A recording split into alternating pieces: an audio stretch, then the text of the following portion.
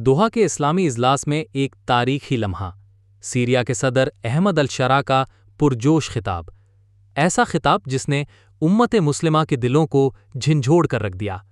ये वो अल्फाज हैं जो बेदारी, इत्तेहाद और गैरत ईमानी का पैगाम लेकर आए। आइए सुनते हैं सीरिया के सदर की जुबानी।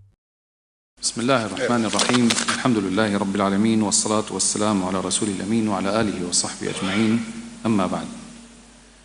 अखी साहिब अस्समू शेख तमीम बिन हमद अल थानी अमीर दौलत कतर, अस्हाब अल-जलाला वल-फखामा वस्समू, अस्सलामु अलैकुम व रहमतुल्लाहि व बरकातुह।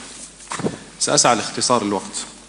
إنه لمن نوادر التاريخ أن يقتل المفاوض، ومن سابقة الأفعال أن يستهدف الوسيط، وفي السياق ذاته لا يزال العدوان الإسرائيلي على غزة مستمر، ويمارس اعتداءاته على سوريا منذ 9 أشهر.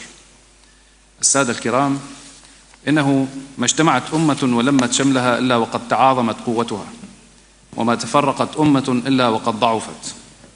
يقول الشاعر: متى تجمع القلب الذكي وصارما وأنفا حميا تجتنبك المظالم. أقف وشعب الجمهورية العربية السورية بأكمله بجوار دولة قطر وفاء لها ولعدالة موقفها، والسلام عليكم ورحمة الله وبركاته.